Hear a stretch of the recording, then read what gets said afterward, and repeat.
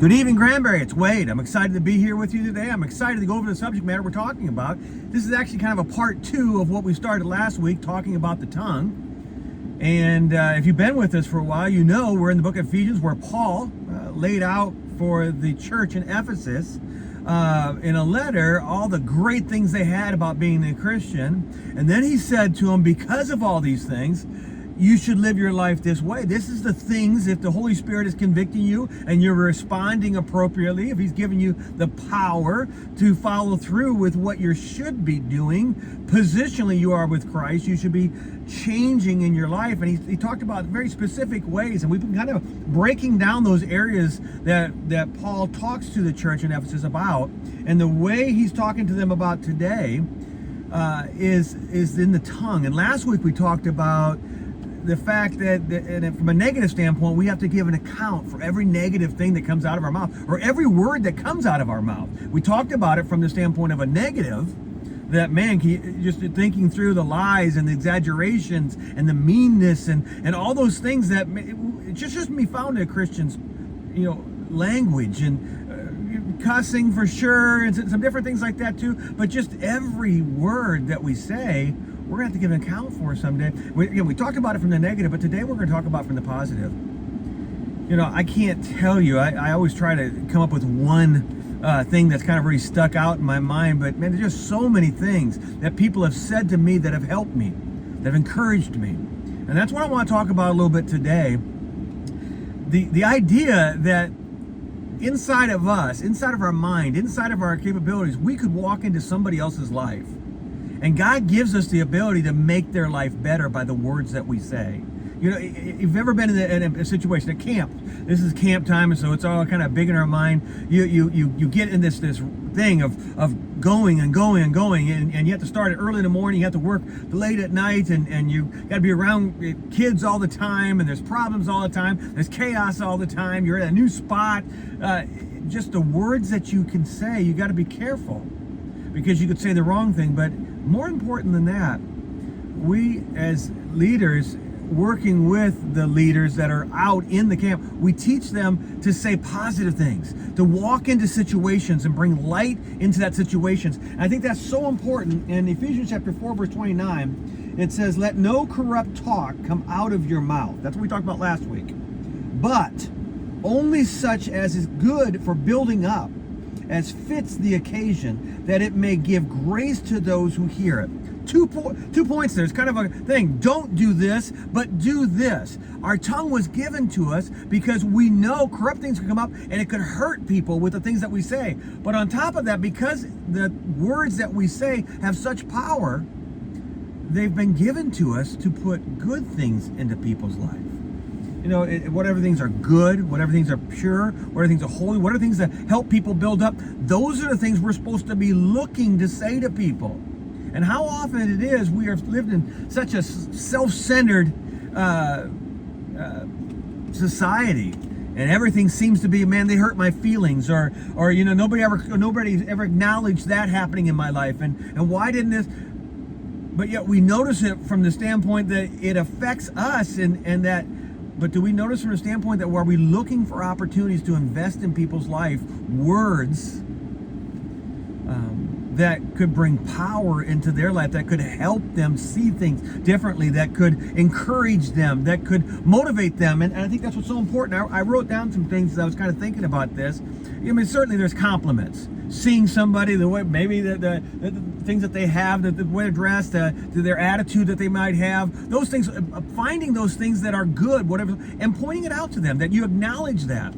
Again, what a beautiful thing to be able to say to somebody that, listen, I heard what you said to that person. That was an awesome thing. Thank you for thinking about them. There's all kinds of ways that we could be looking to use our tongue. And I'm telling you, the reason why these are juxtaposition here, that against and for in this path, is because if you don't use your words for good, you will find a way just in your carnalness to say things that are bad to people. So if you're constantly looking for opportunities to express good things for people to hear, you won't be thinking about the negative things. I think that's what's so important. So maybe there's compliments, inviting people into different circles, and noticing people that are on the outside. We spent a ton of time with that in camp, finding people on the outside and bringing them into the group. What an investment in somebody's life. It's so easy to hang around people that you like, people that you're around. It is difficult for you to see other people and actually going to them and starting a conversation with them, whether it be just open-ended questions that will allow you to find things out about people and connect them with other people. We have a lot of people that are very gifted in that area, and it's natural for them to be able to do something like that, but we're all commanded to use our words in people's life. You may not say, well, I'm uncomfortable doing stuff like that. I'm uncomfortable starting conversations. And listen, if there's a subject matter that you're excited about, you will talk about it. And not everyone's going to talk about sports.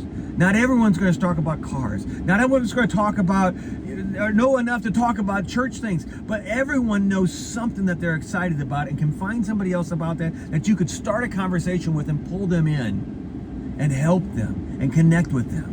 It's so important for us to use our words for the good things of life.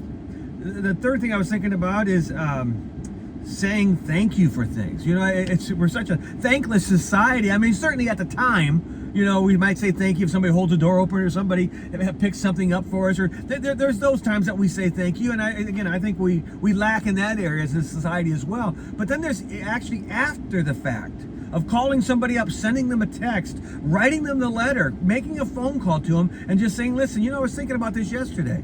And I've really tried to do that in my own life, because I'm telling you, it's so easy to get into my head and be negative about what happened yesterday. But wouldn't it be a cool thing if God has given us the ability to kind of look at the circumstance of what was good about that situation, and then make an attempt to reach out to the person and tell them, thank you, or I noticed that, or that was an incredible thing, and just use a creative way. I'm not talking about being fake. All I'm saying is it's not a fake thing when we're negative. Why should it be a fake thing when we really do acknowledge, hey, that was kind of cool, that was kind of neat? And what a beautiful thing to say. A lot of times we think of serving God or using our gifts and our abilities as something that you have to do on stage, like we just did in church today. Or maybe we see it as something that we could do for our family members, or maybe we could do something in our church situation. But just in a general sense, our words could be used by God to help somebody with truth today in their lives. I think it's just an incredible gift that we have that oftentimes as a Christian we don't see. We do see the fact that you shouldn't have said that. But do we see the fact that, man, we could have said this as being a blessing to somebody and to God? The other thing, opportunities are, well, first thing I wrote down, different opportunities that maybe we were missing here is anytime. You can, at any time, whether you're busy or you're bored or anytime, you could do this one thing. Let me say this. Anytime you are going to use your words, okay? You're going to use your words to affect people, either in that relationship in a negative way or in a positive way. You get to choose. But oftentimes we don't. Oftentimes we say whatever we feel, and that isn't always good. And that's why the Bible tells us here in this passage is make sure you're using your words for good and not for negative. But it's not good enough not just to do bad. It's not good enough just to control your tongue and say, I'm not going to use my tongue for evil. The Bible says control your tongue, but also then gives you a command to use it for good. I think that's sometimes what we miss that way. Listen, if I didn't just say anything, that was good. But why didn't you say something? I think that's what's so cool about this. So you can use your tongue at any times. You can use it in successes. How often do we see things that happen that are good for people, and maybe whether it be jealousy or just envy or just, it didn't happen to us, and so, it's no big deal. We don't acknowledge that. But to going to somebody and acknowledge, hey, listen, I understood this took place for you. Congratulations. I understood this is happening here. That acknowledgement makes whatever happened to that person is important be significant to you. And that you noticed that took place is an incredible thing that you can invest in somebody's life, and you can use your words for good. I wrote down also thankful to visit the sick. I mean, spending time with somebody that even if you don't know what to say to the person, just spending time with them and having small talk with them when you're in a place. I'm not talking about with COVID or anything like that, no, but if you're in the hospital, you're dealing with surgery, just spending time with somebody that is probably left out is an incredible gift that we have that we can share with somebody. You may not have a lot of money, you may not have a lot of skills and ability, but you do have your words. You may say, well, I don't know what to say. Well, just go into that situation and acknowledge what you see. Just go into that situation and ask questions and hear what they have to say, because it's with our words that we can invest in people's lives in a way that God would be glorified, their lives would be touched, and we'd be used by God in an amazing way. That's my challenge for you this week, is look for opportunities, look for people to invest in their life with your words. Well, one, because we're commanded to do that. And number two, because if you don't invest in a positive way, you will find ways of being negative. That's all we got for tonight. Hey, listen, thanks for sharing with me. And if you would, you just kind of click on the share button or send it out there so other people can hear this as well. Thank you. Have a good day.